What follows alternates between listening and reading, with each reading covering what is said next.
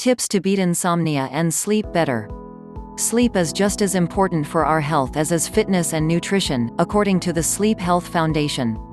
But you are not alone if you are having difficulties with insomnia. Research by the Sleep Health Foundation in 2010 using 1512 people, males and females, of different ages, and from different locations in Australia found that 20% of respondents had frequent difficulty falling asleep, and 35% reported frequent waking during the night. Sleep problems are quite common, but there are some things you can do to help. Here are 3. 1. Challenge myths about sleep.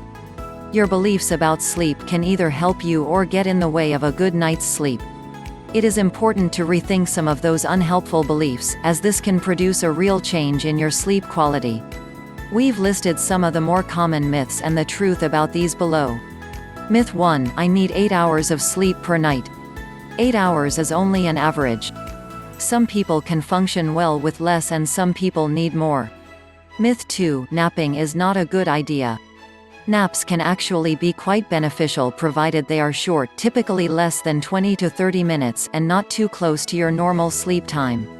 Myth 3. A good sleep is one where I sleep solidly throughout the night. In fact, we typically have sleep cycles of approximately 90 minutes duration, and we can move through up to 4 stages of sleep in each cycle, ranging from light sleep, even brief awakenings that we might not remember, to deep sleep. Myth 4. Successful people don't need much sleep. You may have heard that famous people like Leonardo da Vinci or Winston Churchill didn't need much sleep. In reality, it isn't as simple as that. Some people naturally need less sleep. Furthermore, some famous people took catnaps, while others would sleep for long periods of time when the pace of work was slower. Myth 5. Dark rings under my eyes are caused by lack of sleep.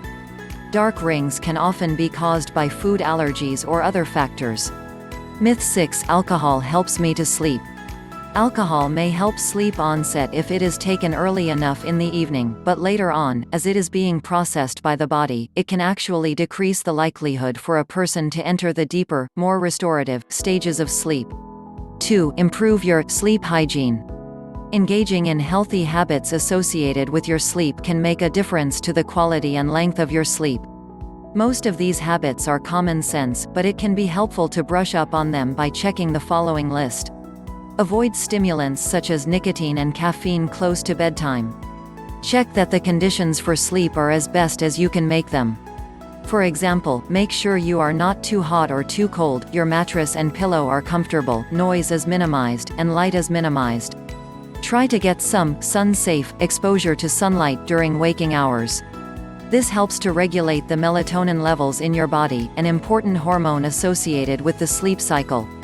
Avoid heavy or rich foods before sleep as they can lead to heartburn that disrupts sleep. Try not to use electronic devices with screens on the bed.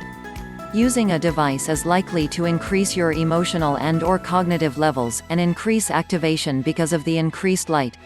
Furthermore, you may be weakening the association the mind makes that bed equals sleep.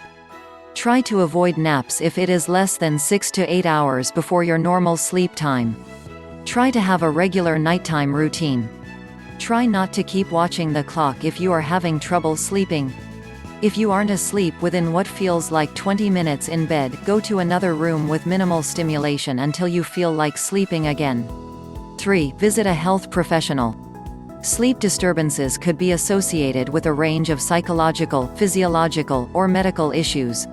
There has also been increasing awareness that sleep disturbances can be issues in their own right. In fact, the DSM-V identifies 10 sleep-wake disorder groups, such as insomnia disorder, breathing-related sleep disorders, and circadian rhythm sleep-wake disorders.